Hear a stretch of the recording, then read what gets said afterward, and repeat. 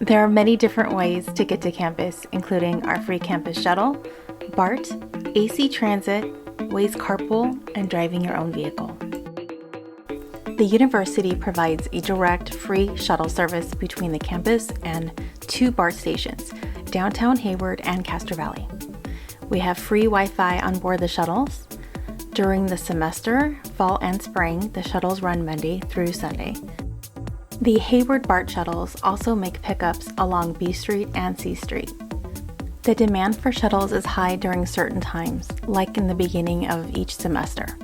All riders should leave extra time when commuting to or from campus during these peak periods.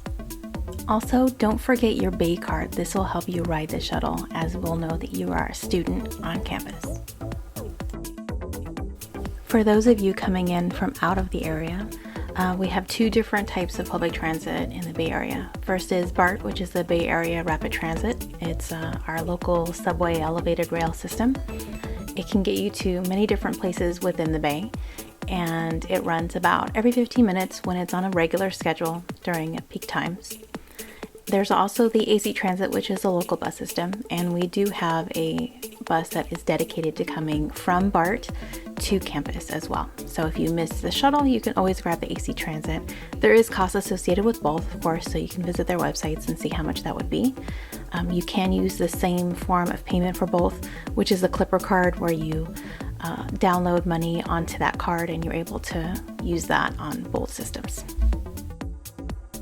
Speaking of Clipper, there is a pilot program they're offering right now.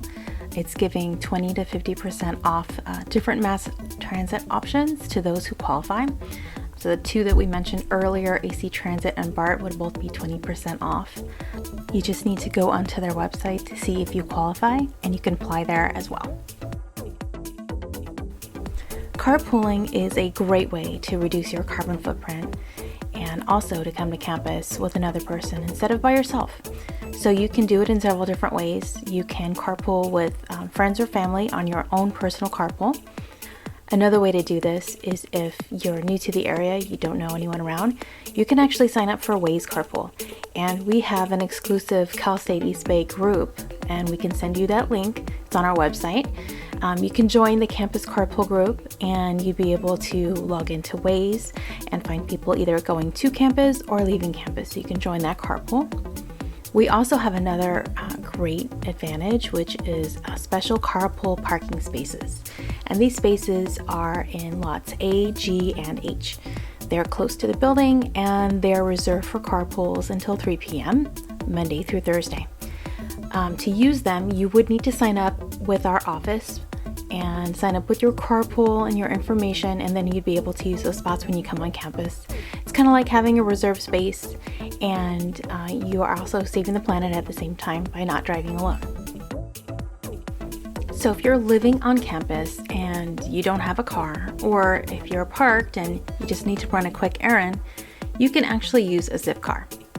Zipcar is a company that we partner with that provides vehicles on our campus that you can rent by the hour. And it's just $15 to sign up for the year. And then once you do that, that's just a membership, you can drive for $8.50 an hour.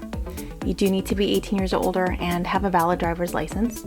There's more information on our website about this, but it's a pretty great option if you just need to pop out quickly for something, or you're in the area but you don't have a vehicle and public transit can't take you exactly where you need to go. Great news if you drive an electric vehicle. We have 50 electric vehicle charging spaces on the Hayward campus and 6 additional spaces at the Concord campus. The Hayward campus charging stations are located in parking lots A, D, G, J, K, and L. Currently, there are rates for charging, so you want to go to our website and check out what those rates are. Also, if you're a student, you can get the code for getting a lower rate. If you've decided to drive yourself onto campus, you will need a parking permit to park in any of our lots and spaces. You can get a semester permit, or you can get a daily or an hourly, depends on how long you're going to be on campus. The dailies are $10 a day, and the hourlies are $2 an hour. If you're on campus a lot and you have classes throughout the day, a semester permit might be a better option, but you can just kind of figure out, how many hours you would be there and see if it would add up to less than the semester permit. Make sure that you are displaying your permit either on your dashboard or on your rear view mirror. If the permit is not displayed correctly and it's not visible, you will get a ticket. So make sure that it's visible, we can see the date and time. If it's a semester permit, that we can see that it is the current semester. If you decided on getting a semester permit, you would order it online at mycampuspermit.com/eastbay. Make sure that you have your license plate and make and model when purchasing your permit and it's up to date. Lost permits are not replaceable. Stolen permits will be replaced if you have a police report number. If you're living in the dorms and you've decided to bring a vehicle, you will need a permit. In that case, a semester permit would be your best option. Here is a map where we've highlighted these student lots. Those are all the ones in yellow. So on the west side of campus, that would be Lot A. For housing, that would be Lot C, C1. D would be across the street. On the east side of campus, F, G, H, K. And then coming up to campus on the Carlos B side is N and P. There's also an overflow lot. That lot is not paved and has no lights. So it's only open at certain times in the year when the weather is warm enough and it's not raining. Also, you would need to be out of that lot at 5 p.m. because of the no lights. We want to make sure that everybody is safe in that area. The other option is if you're taking night classes and you're coming onto campus after 5 p.m., you would then be allowed to park in the staff and faculty lots. Most staff and faculty leave at 5 and those lots would be close to empty, and we want to make sure that you have a nice closer space to the buildings. Okay, so you knew I'd come to it. Parking tickets. You might get a parking ticket when you're on campus. It happens sometimes. We want to make sure, of course, that you don't get one. But if you do, you can view pictures of the ticket, you can pay for it, or you can contest it online at www.pmbonline.org. Just make sure you have your ticket number or your license plate number so you can look up the information. So you'll get a ticket for many different reasons, but the main one is parking on campus during citation hours without a valid permit. So if you have an old permit up or we can't see the whole permit, you have no permit at all, that kind of thing. The minimum parking ticket fine is $49. If that is not paid, the fine will go up. So you want to make sure that you take care of that right away. Some tickets are more expensive than others. There are people who like to park in red zones, and that is not a good idea. I know that happens usually at housing. The red zones are fire lanes in case there was an emergency. Fire trucks need to be able to park there. So that is always a place that you do not want to park. That ticket is $90. If you use the carpool spaces without authorization, that's $100. If you alter a permit or forge a permit, that's $390. So just make sure you have your permit and you get your $2 an hour or $10 a day permit. It's going to be way less expensive than getting a ticket and having to deal with that.